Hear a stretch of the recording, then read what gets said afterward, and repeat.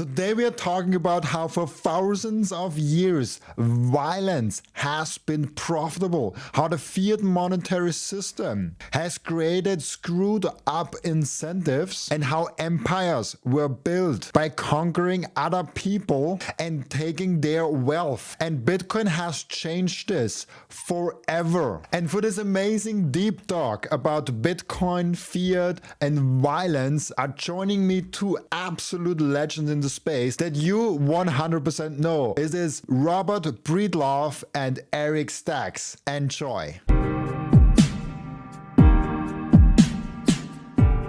Why are you still excited for Bitcoin in 2096 after being so long in there? Oh, well, I think it's easier than ever to be excited about Bitcoin. You've been here for almost 10 years. Definitely more challenging in the beginning when Bitcoin was considered to be a very serious joke. Is that the right way to say that? It's considered to be a joke by a lot of people.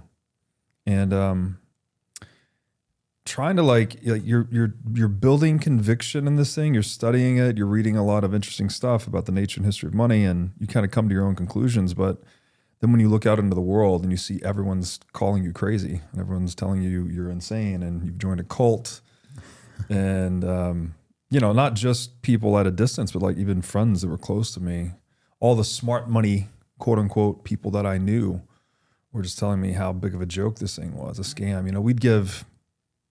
We spoke at a family office symposium. This is back in 2017 or 18. Basically pitching Bitcoin, saying like, oh, this is the absolute best investment opportunity, and they're literally laughing us out of the room by the end of this thing. These, smart money family office guys. The first question I think was, what's the difference between Bitcoin and a tulip? And, and then kind of sneaker into his friends and, obviously alluding to tulip mania. And so we've come so far from that. That world is a distant memory at this point. And now you go to the Bitcoin conference and you have, politicians, mainstream politicians talking about Bitcoin and their Bitcoin strategy. And it's just been head spinning, to say the least. And so, why am I excited? I think we've been so deeply confirmed in our convictions over the past, we being like Bitcoiners, broadly speaking, have been so deeply confirmed and validated in our convictions for 9 years straight. Obviously price is a major signal. I got this, the only tattoo that I have is a Bitcoin tattoo under my right arm here. I got this in the November 2018 bear market. Bitcoin was trading somewhere around $3,800, I think. And that was, my friends were really concerned about me at that point. This thing's going to zero, right? Why did you get a tattoo? Do we need to get you some help? And, Bitcoin is trading at whatever it's trading at, $90,000 today. That's 8 years. 8 years, it's done, a 25 or 30x. Obviously, there's a lot of validation there from the market. All of the consequences of money printing, hey, you're screaming at people that the state is a scam and central banking is a scam and, it drives in price inflation and whatnot. And then people are like, yeah, right. Everything's fine. US dollar works great. And then we go through COVID, you see the US print $8 trillion or, whatever they did with the money supply, 40 to 80% increase, depending on how you count it. And all of the attendant price inflation that came with it. And so I think COVID in many ways kind of accelerated people's awakening to the reality that we do live in a matrix of sorts. That term's even used, right? Obviously we use the orange pilling metaphor to describe the Bitcoin epiphany, but we also, a lot of people that aren't even into Bitcoin refer to the matrix, like all of the conspiracy theories and state scams that are going on. People were awakened during COVID. So why am I excited? I mean, price validation, people waking up, and just the digital age in general, right? We're getting more and more tools that let individuals self-organize in ways that serve their best interest. And we have less and less dependence on top-down authoritarian structures. 100%. I love that because like it really from someone that has been in such a longer time in Bitcoin, it kind of builds that picture that we Bitcoiners sometimes have a memory of like 5 to 10 weeks, and we're like the last 10 weeks, if they have been down, we're like struggling, and if the last 10 weeks is up, we're like, oh, like really like cheering on, and like it's all great. But we have to remember that the narrative that Bitcoin is bad for the environment, is a speculative asset that could every time go to zero, it's kind of gone now. I no longer hear that. It's like the Bitcoin is kind of like Bitcoin going to zero or Bitcoin dying. This narrative kind of died. Yeah, and rightfully so. I mean, I don't think there are any intelligent counter arguments to Bitcoin, and if you spend a few more years here, I think you'll get less sensitive to the price. Like, it's fine. Whatever it does, I'm either buying more or I'm richer, and it's you reach kind of a nirvana state with it at some point. Yeah, the thesis still stands. Like, I wake up every day and I think to myself, is my worldview the same as it was yesterday? And then, yeah, I'm going to continue on with my strategy. Hold the Bitcoin, go to the marketplace, produce, save the surplus in Bitcoin. It's pretty simple. And I'm really excited about Bitcoin because it's a solution to so many obvious problems in the world. And I'm really looking forward to more people waking up to that. And I've kind of even let go of that a little bit because the game theory says that this is the solution for the individual as well as the collective. And so that keeps me quite pumped. I want to talk more about wisdom and intelligence and meaning today in the podcast. I think most of the audience here, and I think especially we three also know what Bitcoin is, what Bitcoin does in the long run. And I'm really interested, especially with you both, you so deep into Bitcoin, what wisdom you kind of got out of that, or what wisdom you kind of got out of that because Bitcoin enabled those thoughts maybe in the head. Yeah, well, wisdom's a very interesting word, and I guess I would start by saying I don't consider myself to be a wise person, but I do think it is very useful to try and cultivate wisdom, which you could also say just cultivate virtue. Wisdom has a lot to do with knowing what you don't know or knowing what you cannot know, which may sound paradoxical, but this is a thing. I think it's an experience many people have going down the Bitcoin rabbit hole, is that you come to realize the limitations of knowledge itself, things that can be articulated, things that cannot be articulated, people's motivations for articulating things in different ways. I've arrived at a number of these heuristics that I think are very useful for decomplexifying the world. One is that no man can be trusted to talk anything other than his own book, which basically means we're all speaking from our incentives all the time, right? You know, you talk to a guy that, I was talking to a guy the other day, I won't get into the details, but they basically run a regulated clinic of sorts. So of course he was fear-mongering about regulations and how you need to pay close attention to them and whatnot. And then you talk to the same guy that runs a non-regulated clinic, and he has all the opposite kind of perspectives. And it's like, well, that's no coincidence. I mean, you guys are both paid to have those perspectives. And the interesting thing about Bitcoin, because obviously someone could retort that, oh, well, you're doing the same thing. You're just talking your own book. You love Bitcoin. You hold a lot of Bitcoin, so you're evangelizing Bitcoin. Yes, you're absolutely correct. We are. But the difference with Bitcoin is that it is a permanently open book. You can't hide anything. There's no asymmetries. It's the ultimate level playing field, whatever metaphor you want to use here. It's a book that cannot be corrupted, manipulated, distorted. So that's why we do evangelize for it, but it's like evangelizing for, you know, the laws of physics or zero-based mathematics. It's like it's something that benefits everyone, all the network participants that use it. And then, so what's another one here? Like, this was actually really useful to me during the pandemic. My brother, he's a super smart guy. He's got a master's degree in biomolecular chemical biology. whatever. He was very convinced during the pandemic that he had read all the research and all the science, and the vaccine was just the very smart thing to do. I read none of that shit. I read no science, no biology. I don't have a degree like him.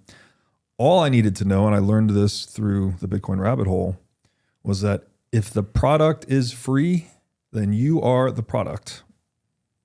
Simple as that. So when I saw guys, politicians, other spokespeople, celebrities, influencers, whatever on TV, really encouraging people to get the jab, giving away donuts and Happy Meals, and they're creating all this like cartoon propaganda aimed at children, I knew that poison was not coming anywhere near me or my family. Now, obviously, I can't control my brother and his decisions, but the people that I could influence, I was very staunch in my position against it. And so that's a very useful heuristic, right? You don't need to go and read 1,000 pages of scientific research or whatever biomolecular chemical biology papers, RNA sequence, whatever. You don't need to know any of that. All you need to do is see how people are acting and use that as a heuristic to determine how you should act in response.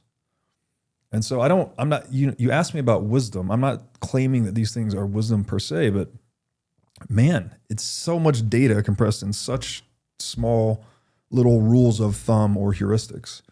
And those are just two that I can think of, but Bitcoin's given me a lot of them. I want to double down on that because we talked before about what Bitcoin fixes, and we talked about, I think he basically said something with Bitcoin fixing, and I said I don't believe that Bitcoin fixes everything.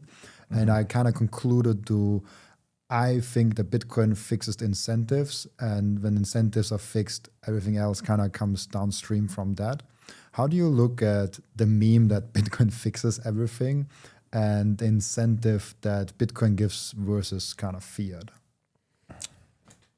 Well, I think about the incentive structure a lot, and I do think that, it is hyperbolic, but I do think that Bitcoin does have an effect on everything because all of the human action is downstream of the incentives. And so if you can fix the incentive structure, you're effectively imposing a new rule set that everybody has to adhere to, and you're no longer able to game the system.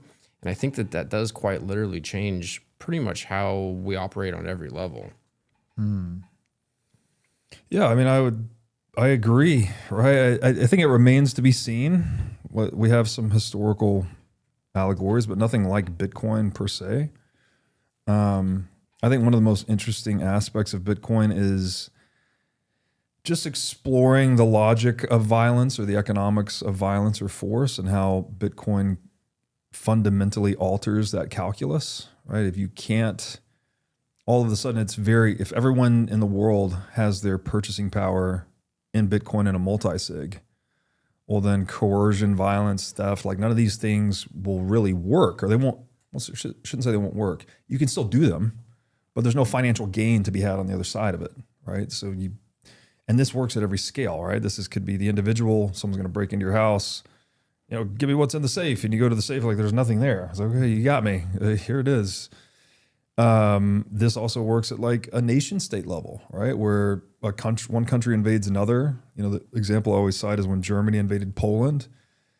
Once they conquered Poland, the first place they go is a central bank and they raid their gold, right? It's the first thing they do because war is expensive and you got to pay for it. Rerun that scenario if Poland had all their reserve assets in a Bitcoin multi-sig. Germany would go in there, blow them up, conquer them, go to the central bank. There's nothing there to take. And Germany would be done. Well, fuck, we're broke. So I guess that was the end of that. So the idea of Bitcoin being this fundamental overhaul of the incentives related to violence and cooperation, I think is incredibly interesting. And I'm really excited to see where it takes us. Dude, when I first heard your keynote on taking versus making, dude, you did a keynote on taking versus making, basically the incentive structure. If you have physical property, the incentive, if you don't give a fuck, is you want what somebody has, you just kill them, you get their stuff. Then that makes violence profitable. But if you want what somebody has and you kill them and you can't get it, then now you have to offer them some sort of deal. Hey, you have something that I want. They say on the streets, you got to come correct. You need to offer me up a deal that I want, and then I'll give you some of what I have. Otherwise, you could kick rocks. You kill me, you don't get my shit. That is such a monumentally big deal and has probably enormous implications on the future of our civilization. Incentivizing the creation and not the destruction of things. Yeah, if you want something, you got to make it. Yeah. So you could summarize it. I mean, you got to think about it a little bit, but you could summarize it by saying it's lowering the profitability of coercion or increasing the profitability of consent and or cooperation. And people being incentive responsive creatures, we basically will do whatever is profitable regardless of its moral quality. Not all of us, but someone, right? People are opportunistic. There's people that will sell your organs on the black market, right? You go to sleep in the wrong place, you're gonna wake up without a kidney, like that type of shit. Bitcoin, by like removing the opportunity for physically seizing purchasing power, is a big deal. That's a really, really, really big deal. If you are ever a person, a business, or a nation that wants to protect yourself from theft, which is to say you want to survive, then you're gonna need something, I don't even want to say something like this, you're gonna need Bitcoin, basically, to preserve your purchasing power in something that cannot be seized by force. It's a matter of optimizing survivability, and that's why this whole thing is so Darwinian. People are like, oh, what do you, just stack gold and use dollars, and I don't need this. It's like, no. I love the analogy to gunpowder. It's like, if you don't adopt the gunpowder, then your opponent adopts the gunpowder and you get conquered. So it's a natural selection process. You can't opt out of it. You can't be like, oh no, I don't believe in gunpowder, leave me alone. It's like, you're done. As soon as someone shows up with gunpowder and you have swords, you're toast, right? So if you have any store of value asset other than Bitcoin, you're going to get outcompeted by people that held savings in a fixed supply of money. And that's just it. It's as simple as that. So, get on the train or get hit by the train. I love that. Yeah, and that understanding has actually helped me become very positive about our civilization and the world that we live in. I feel like we had the BB world before Bitcoin. From all of known history, since the beginning of time to 2009, the incentive was to violence. So that means that if you're not willing to coerce or take from somebody, you're at a game theoretic disadvantage in the marketplace. Now that mode of action will not yield what it used to, and now you need to do something that is consensual. You need to offer up something that somebody actually wants if you want what they have. And so in some ways, we live in a fundamentally different reality than we did pre-2009. It's like a fork in the road of human civilization where after that, nothing will ever be the same because the idea in Bitcoin is out now and you can't do anything against that now. There's nothing more unstoppable than an idea whose time has come, as has been said. Yeah, I love that theme so much. Because it's in the beginning you try to orange pill everyone and you try to like get your uncle and your like sister and everyone in there, and I reached, I think, like the last 1-2 years, especially with the podcast, I reached that point where I'm like, I know Bitcoin is a natural force, and I try to get my loved ones in. I try to get the people that I care about into Bitcoin, not for me, but for them. But if I fail, like, I cannot keep trying. At some point, you have to say it's natural selection. Yeah. Unfortunately. Yeah, and it's a harsh realization, but it's not your responsibility ultimately. Because there's another core lesson in Bitcoin is that we all own ourselves. We're all in charge of our actions, our choices. And so, as they say, you can lead a horse to water, but you can't make it drink. How was it actually for you, 9 years and being in an environment where I guess not everyone was for Bitcoin and like with your smart money that you also said before, was there like a filtering process that was going on with the people that you spent most time with? Well, I'm quite introverted and I love to read. So, and my daughter was being born and was young at this time. So I had a lot of time, with a young child, which also keeps you pretty at home.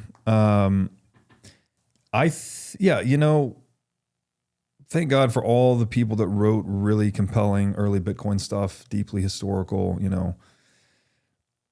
obviously Safeteen's book, The Bitcoin Standard, Vijay Boyapati's A Bullish Case for Bitcoin was a big one. A lot of Nick Carter's writing, other names that are escaping me at the moment. But a lot of the really good writing was done in like 2014. Nick Szabo's stuff obviously was a big deal. Gigi, not for me, but he's influenced a lot of people. And so that was like my journey was like, I'm on this introverted self-study, read multiple hours a day. Like when I was really in it, I was reading a lot, like, 6, 7, 8, 10 hours a day kind of thing. And you come to the, you have a conviction and you ask, oh, this is a really big deal.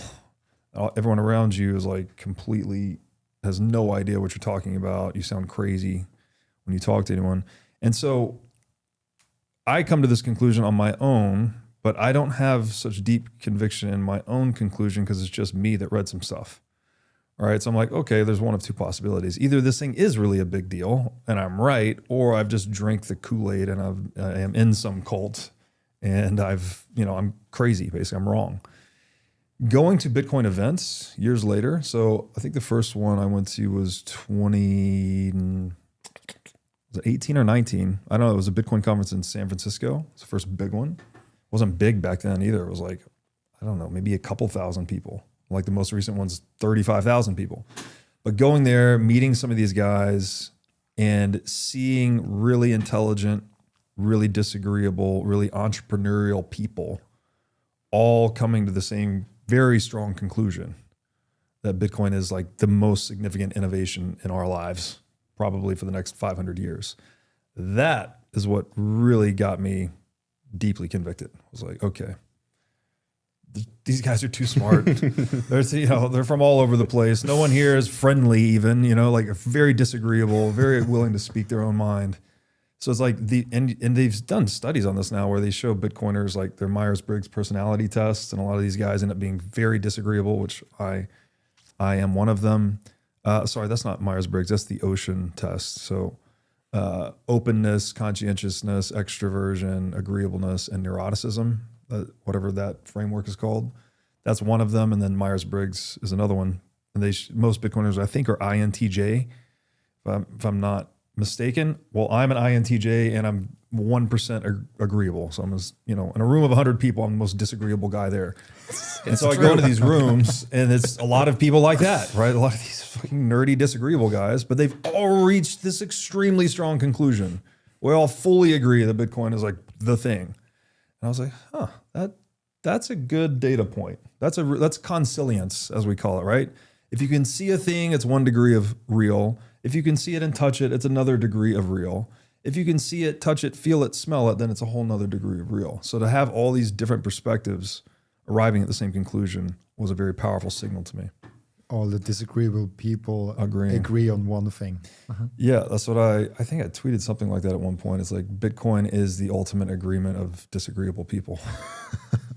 I actually find that Myers-Briggs really interesting because it shows that the Bitcoin population is exact opposite to the actual population, the general population. Everything that is a lot in the general population is not really a lot in the Bitcoin population, and vice versa. I wonder a lot if this is because we are so early and an early innovation attracts a different kind of people, or if people actually Bitcoin actually changes people through the incentives, and that the early group of Bitcoiners actually are a window into a utopian Bitcoin world.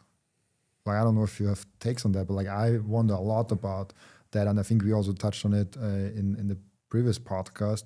How much this Bitcoin community is a window into a potential Bitcoin world.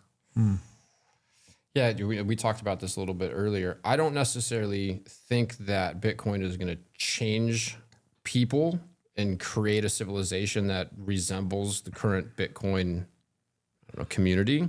But I think going back to the incentives are going to change how those people behave. And they're going to be forced to adopt it over time.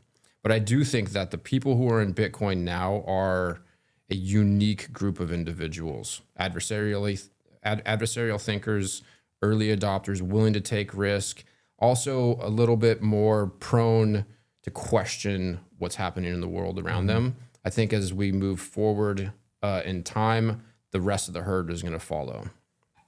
Yeah, that's the way. I mean, to adopt Bitcoin or develop a thesis that's favorable to it in a world where everyone's telling you it's bullshit, it's a scam, it's a pyramid scheme, you have to be that type of person. You have to be willing to stand in a room and be like, you're all wrong. Right? You're all wrong. There's a meme about this, like one guy standing in a crowd of 1,000 is like, you're all wrong. You have to have the balls of that guy to get into Bitcoin early. It's a prerequisite because the whole world is telling you you're wrong. That's why that's reflected in the asymmetric opportunity of the price upside, right? This thing, back then it was, I don't know, a couple $100 billion market cap, right? Not even $1 trillion yet. And it's competing to be, we're like, oh yeah, this is going to be like a $200 or $300 or $400 trillion asset at some point. People are like, yeah, okay, buddy. And you have to be like willing to say, yeah, I actually believe that. And now that the knowledge is a little bit more dispersed, obviously it's a $1.5–2 trillion asset. Still competing for the same market share. The most effective way to buy Bitcoin is to DCA, dollar cost average, or ECA, euro cost average, into your Bitcoin position long term with the Relai app. It's the consistency of buying every day, every week, every month that compounds and really builds the position that you want to have in Bitcoin. And for that, I'm using Relai. Relai is Bitcoin only. They do not do any shit coins. They do not do any cryptos, any stocks, or anything else. This is a tool, an app, the biggest one in Europe, that is fully focused only and solely on Bitcoin. Relai is also self-custodial. So from the first second onwards, where you buy the Bitcoin on Relai, they are in your self-custodial control. They never have the keys to your Bitcoin. No freezing of your assets, no counterparty risk, no rug pulling whatsoever. And honestly, it's the simplest app that I've ever used in the whole Bitcoin ecosystem. Super easy to set up and super easy to buy your Bitcoin consistently. So set up your DCA and use code Robin to save fees and get cheaper Bitcoin. I want to tell you about something very special to me. It's called Microseed. If you hold your Bitcoin in self-custody, and you should, you know how critical it is to secure your seed phrase. You should not have them on paper. You should not have them on anything else than titanium. With Microseed, you can engrave your 12 or 24 word seed phrase, the entire seed phrase, onto a 1-inch small washer. Yes, just one washer. All 24 words on that one washer. You can hide that thing everywhere. And even better, you don't need to buy a new kit every time you have to get a new wallet. You can make unlimited backups because Microseed is not selling the washer. Microseed is selling the device that stamps the washer. So you get the full kit with the device, with the washers, with the hammer, with everything you need to get started today, and you can make with that unlimited amount of backups. Go now to microseed.io. Finally, we have BTC Prague back in 2026, and this year I'm not only speaking on a panel, but I'm actually going to present an interesting new angle, a perspective, a Bitcoin thesis at BTC Prague this year for the first time ever. I've never done that on any other conference, so this will be a fun one. If you listen to this show on a regular basis, I would love to meet you in Prague this year. It's very high signal, no noise, and Prague is just a freaking amazing city with awesome drinks and a lot of good food. Use code Robin to get 10% off, and if you buy with Bitcoin, you get an additional 5% off your ticket price. I'll see you there in Prague. Do you actually see a difference in the people that are now coming into the Bitcoin space, especially the people that are seen in the Bitcoin space. Obviously, we don't know everyone that just like puts $1,000 into Bitcoin and on his exchange, but like the popular faces are also like mixing every like 2-3 years a little bit more, and there are new people coming in. There are still old people here or like OGs here that are since longer here. Do you see a change in them already now compared to like 5-6 years ago? Because now you don't have to be that disagreeable. Like there's already like a consensus between a bigger group of people. We got the Grant Cardones coming in. Yeah, we have the Grant Cardones yeah. coming in. Like even Seyr to a certain degree is like, and like having like more kind of mainstream people now coming into Bitcoin, and now you you can point to people that are famous and rich outside of Bitcoin that are now speaking very positively about Bitcoin. I don't pay enough attention, honestly, to the Bitcoin space of who's coming in and who's not.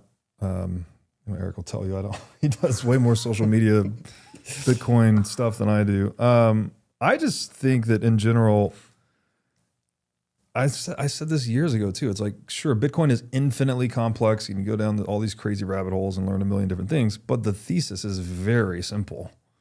Money printing bad, money you can't print good. And so I thought that idea in its simplicity would propagate quickly through people's minds. Like, not to say that everyone's going to get Bitcoin, all the way down the rabbit hole, but people are going to learn through pain that, hey, I can opt out of predatory monetary policy once and for all forever. Okay, that improves my survivability. I think I'll do that. They're probably going to learn through episodes, pandemics and hyperinflations and capital controls and all of these things. But the idea itself is actually quite simple. So I think it's going to be adopted by a more diverse group of people at an accelerating rate going forward. Yeah, I think we had an influx of deep thinkers. And I could be wrong, and maybe I should be careful as I say this, but I can't think of any real deep thinkers that are like new to Bitcoin. There's this core group of OGs. And then now you have like the Grant Cardones and the Seyr's. The Seyr's a very deep thinker in his ways. But I think there was an influx of that in the first 10 years, and that's kind of morphing. Now it's like a much more diverse, like you said, group of people. Is there like an incentive to, at some point when you get Bitcoin, to kind of almost move on a little bit, especially like you have been down the rabbit hole so much, and then you kind of like say, as you also said, like, yeah, like fiat currencies, you print it, it's not good. Like I don't like to work for something that another man can just like print of a press of a button. So I just rather take the Bitcoin. And then you go really deep down the rabbit hole and you come to the same conclusion, like this is the main thing. And then you kind of, that's why we have food debates and health debates in Bitcoin. That's why we have all those other rabbit holes that have on the surface nothing to do with Bitcoin and money, but then have everything to do with it. And that's why I guess we have those other debates in Bitcoin, because we move on from Bitcoin itself. I don't know. I mean, I find it to be like I'm still going into the rabbit hole, but the rabbit hole's bottomless. Like I'm been working on a book now, right? A lot of it has to do with the nature of language, words, mathematics, metaphor. These are things you would hear people say something about, and you wouldn't connect that to money. Like when I tell people, oh, I host the What is Money show.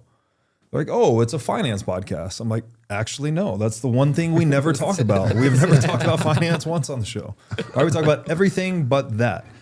And so I mean, I don't know everyone's experience. Like what I see from far away is people improving their lives. People, broadly speaking, is like, drinking less alcohol, starting families, getting in shape, starting businesses, reading more, communicating more, those things all seem to be good. For me, one of the places the Bitcoin rabbit hole has taken me is into the mimetic desire thesis of Rene Girard, which is like all human interaction is imitative. And so this idea of BTC, like be the change you wish to see in the world, that's where I'm at with it. It's like, I'm trying to really, the clarifying question for me is like, okay, I'm going to wake up today and do this set of things. And this is my plan for today. And here's my plan next week and the month and the year. In the back of my mind, I'm always trying to ask myself, okay, if my children were leading this life, would I be happy for them? Like, would I feel like this is good for them? Right? Would I feel good as a parent if this is where they end up and what they're doing? And the other way you could frame that, if you don't want to think about it, maybe you don't want to have children or something, you could also think about, you know, when you're on your deathbed and people are speaking about your life, it's like, well, what did you do? You know? So it keeps that, I guess it's a matter of time preference. Like you're just trying to zoom out and take present action that really serves your larger time horizon, whatever that may be. So for me, it's like physical fitness has been a big one. I'm going hard as I've ever gone in that. I'm really working my ass off to write this book. I know it's taken a long time to do, but I've got a co-author working with me. I think we're going to write something very meaningful. I look forward to making that impact for people in the way that the podcast has. You know, when people approach me and say, oh, this, you know, this episode changed my life, or this thing you wrote changed my life. Like that feels really fulfilling. So I would like other people to do that too. So I'm trying to do that. Also creating other businesses and stuff in the Bitcoin space. Like these are all things where I'm trying to express the be the change mantra. Is this your first book? Or no? So this will be the first book. I was going to author it myself, but I now have a co-author. I did co-author Thank God for Bitcoin with 7 other authors. So my contribution was a little bit slim in that one. But this book will be pretty much the compilation of everything I've learned in the past 9 years in Bitcoin.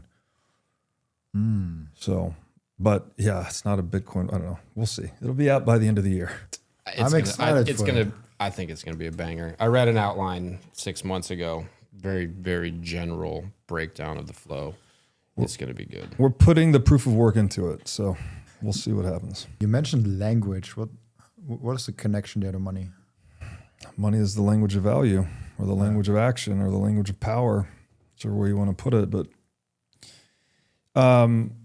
you know, language broadly construed is like any signaling system or any system that lets you make meaning. So, you know, literacy or natural language is the language we're accustomed to talking about, but also mathematics, numeracy clearly is a very important language. And I think money is equally important. You could kind of break that down and say like literacy is for subjective experience, numeracy is for objective experience, and money is for the experience that's neither subjective nor objective. It's in between. And so, yeah, we go into a lot of these things in the book. So I'm looking forward to that. That's really interesting.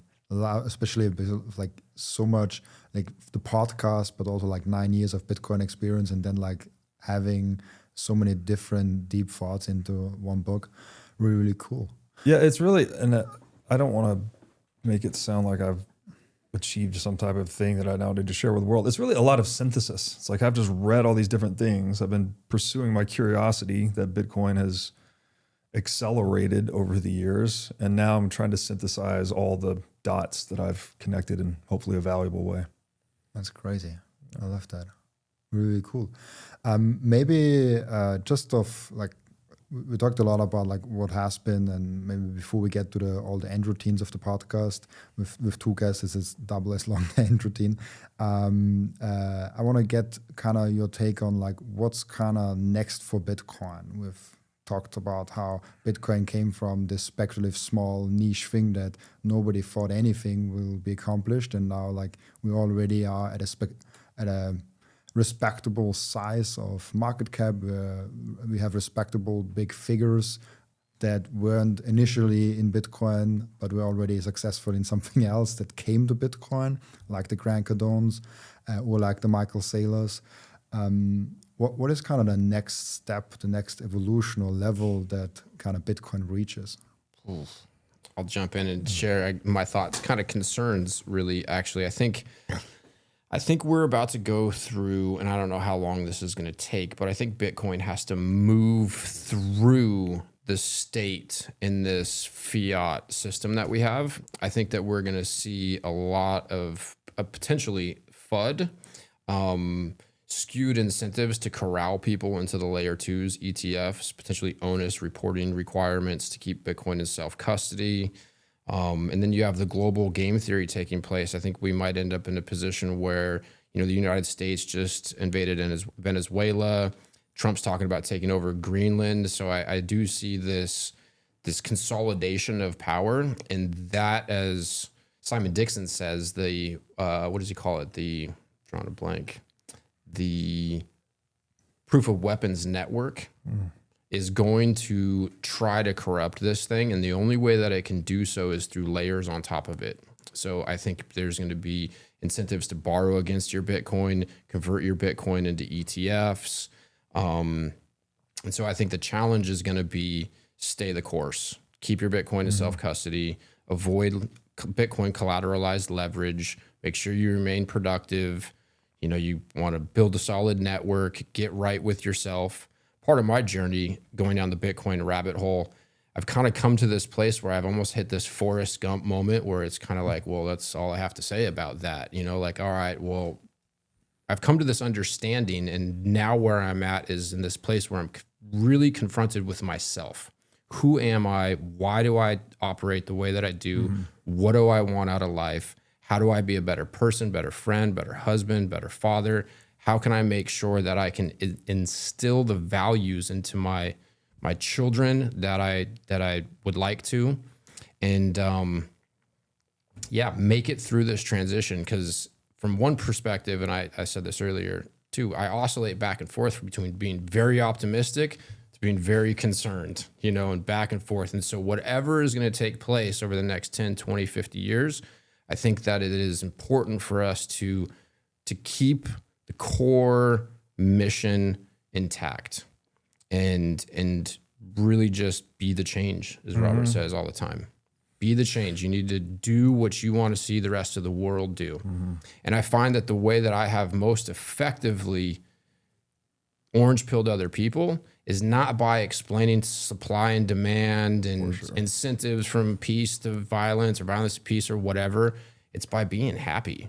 I have several people that have been like, dude, you're fucking pumped. What's going on? It's like, well, maybe you should think about money. Like Seyr says, you work 40 to 60,000 hours of your life for money. Maybe you should spend 100 learning about what money is. It's so good. It goes back to the imitation thing for me. It's like cultures change through imitation, not through lectures. The lectures are great. We love to do it. We do it for a living, like by all means, I love to consume them. I love to do these types of discussions, but for better or worse, 99+% of people are not going to do this, right? They're not going to tune into your 18-hour podcast and get orange pilled and change their life, right? They're just going to go on about their business and they're going to imitate whoever is high in the hierarchy doing whatever they do. So, to add to that, it's like I go back to just probably the most popular mantra in Bitcoin, stay humble and stack sats.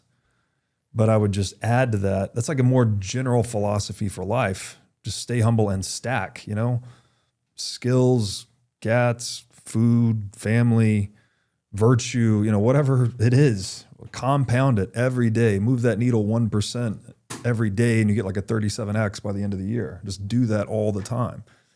And so I think we have so much to learn from Bitcoin. And in a way, we can kind of like imitate the principles that underpin Bitcoin and radically improve our lives. Yeah, and for me, Bitcoin has really highlighted all of the things that I don't know. Like I've always been a rather humble person, but like, as far as that search for wisdom or intelligence or meaning, for me, it's more like I want to know where my ignorance is. And if by exposing my level of ignorance, then I can take more effective action. I love that. I have one question to ask each and every one of my new guests on the podcast. And the question is always, what can we learn from you, Robert, outside of Bitcoin? Oh man, I don't know. Whatever you like. I mean, I'm purposefully trying to be much more extroverted online specifically on like Instagram. We've set up TikTok and Snapchat too, but I just know how to run Instagram. So I'm trying to do much more fitness, much more lifestyle, diet. What do I do? And it goes back to that, like, be the change thing. It's like I'm just I've tried to build a good life for myself, but I haven't done anything to broadcast that to anyone, right? It's been more Twitter, ideas, long writing, which is all cool. And I'm very grateful for the people I've connected with through that. But again, if you want to try to move the needle in culture, I think you have to just be a little more live action. So I'm trying to do that. You could follow me on Instagram and see what I'm doing there. And, wisdom, intelligence, and meaning. So the story there is obviously the What Is Money show got reduced to the acronym WIM, right? The WIM show. But every time we told people, hey, it's the WIM show or the What Is Money show, they're like, oh, so it's a finance podcast. As I said earlier, it's like, well, that's a problem because we don't talk about that. So we're trying to find a way to like soft rebrand to, the WIM show, a podcast about what?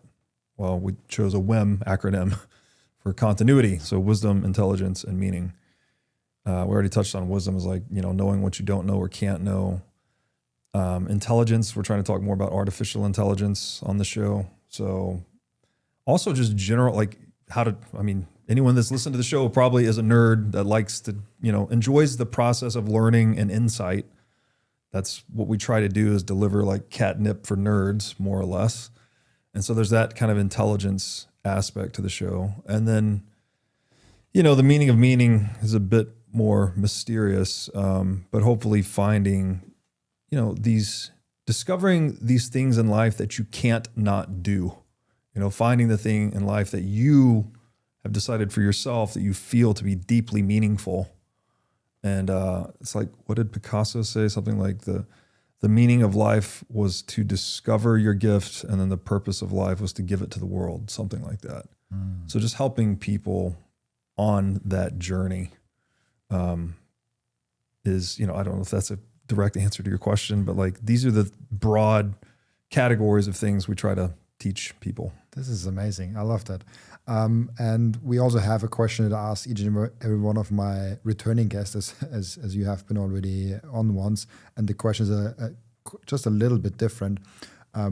What have you learned outside of Bitcoin since your last podcast appearance? I think it's about a year ago that you have been on my podcast. The most important thing for your Bitcoin journey is not buying Bitcoin, but it's how to keep them. And yes, you have maybe the right tools, but how do you actually go ahead and stick it all together so it's the most secure for you personally? Self-custody is a deeply personalized journey, and the Bitcoin way is helping you exactly finding that correct setup for you personally. They are also helping you with securing your own cybersecurity. And if you want to go one step above all that, you can even get a consultation for a Plan B residency. Go to thebitcoinway.com/Robin and you will get a 30-minute free consultation. I finally and officially mine Bitcoin. This is not just something to stack more Satoshis, but it's most importantly also to support the network. Individual miners are the ones that keep the Bitcoin network decentralized. And by the way, you get KYC-free Bitcoin. That's why I use Simple Mining. I get an actual proper Bitcoin miner. They set it up for me. They repair it if it breaks down. And most importantly, they let me choose the pool and even connect my own full node. I'm completely sovereign and I'm completely in control, and I can sign up with Ocean, no account needed. I just give them a Bitcoin address and then there's mining going on. No KYC, nothing. So if you're ready to mine Bitcoin, go to simplemining.io, tell them you come from Robin, and let's mine Bitcoin together. I'm going to answer the other one as far the last question you asked. Advice that I would give anybody. I have two pieces of advice that I try to implement in my own life. First off is I'm perpetually preparing. I think that when preparation meets opportunity, that's when the magic happens, and foolish people refer to that as luck. So I think about how I go through my life. I'm constantly preparing for what's coming next, although I may not know what's coming next.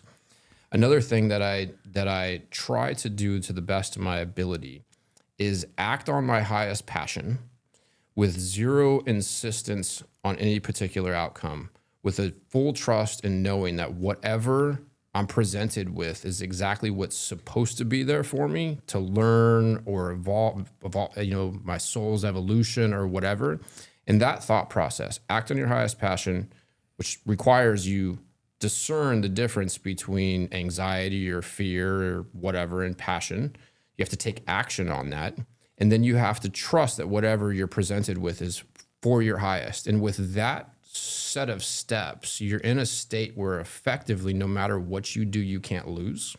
And there is this wash, rinse, repeat thing that I've personally been experiencing where my life is getting significantly almost more magical in some ways, where I am creating experiences for myself that I would not have even thought possible or even thought to want to ask for, by simply doing what I'm passionate about and trusting that whatever comes is exactly what needs to come, and then continuing to do that.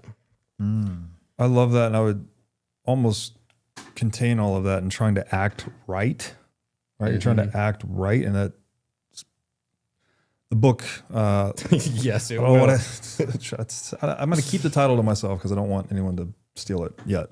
But acting right is, if you do it right, without getting into what that means specifically, you're always either winning or learning. It's like you almost never lose. The only way you can lose is if you refuse to learn. Or you resist what you're confronted with. You're refusing to learn, right? The Yeah. universe presents you with a lesson and you reject the lesson and say, no, I'm going to try to impose this. And the more times you reject the lesson, the more it will come back stronger and stronger and Yes. stronger. But if you learn from it, right? A winner knows that quote unquote losing is the most powerful teacher in the world. So back to this idea of intelligence, it's like, one of the etymological origins of intelligence is interledger, like to read between the lines. So learning to embrace losing makes it not losing. 100%. It becomes the key component of winning, actually, right? Like you're going to do it every day. You're going to set out on a course of goal-directed action. You're going to miss. You're going to make mistakes. Everybody's got a plan until they get punched in the mouth. As Tyson said, you're going to get punched in the mouth.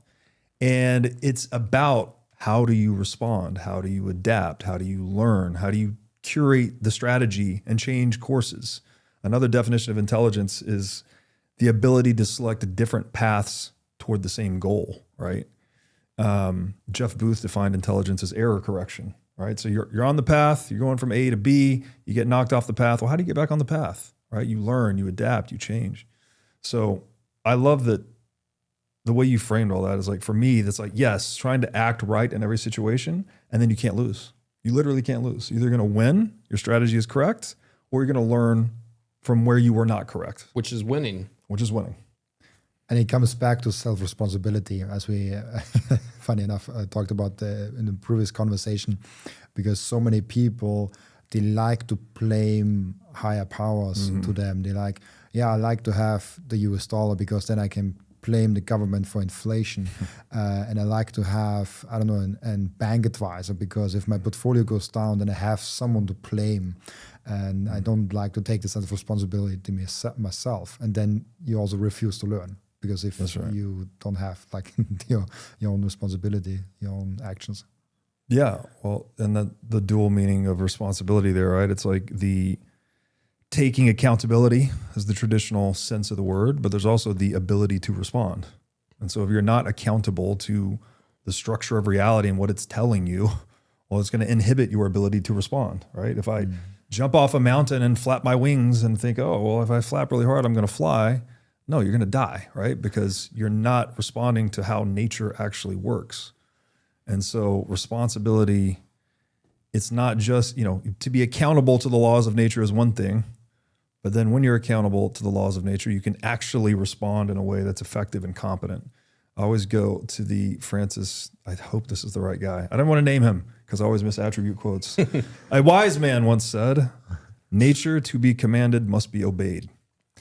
And so discovering these principles of nature, natural law, etc., and submitting to them is actually how you attain freedom and responsibility and all these things. So like that. And that submission is the elimination of resistance towards things in the world. Yes, right? You can be really mad that gravity is a thing or that thermodynamics is a thing. It's like, but how is that going to serve you? That's good. If you're like, you're just resisting it, I don't want to believe it, gravity's not real. It's like, you're never going to be able to respond adequately in a world that's governed by gravity. You're better off obeying the laws of gravity. And then when you do that seriously, you can create things like the space shuttle, and you can actually achieve escape velocity and go into the moon, etc. So I love that. We have, this has been amazing for me and hopefully also for all of the listeners. We have an end routine in the podcast where the previous guest is asking a question for the next guest without knowing who the next guest actually is. And the question is, if you had to choose a dystopian novel to live in, which one would you pick? I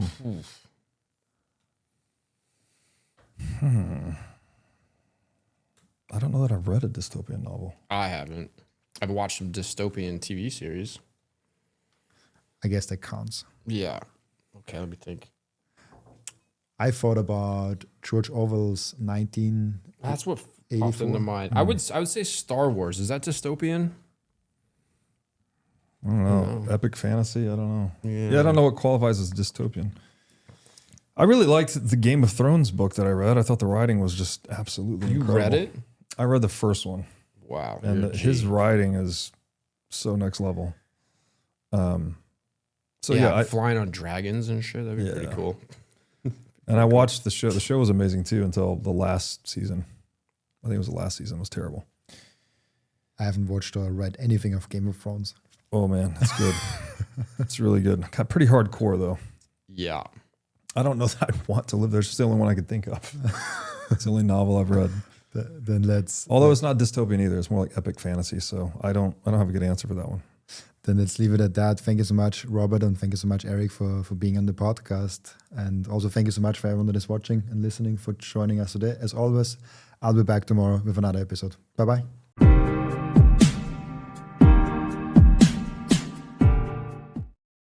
This content is for educational and entertainment purposes only and does not constitute financial advice.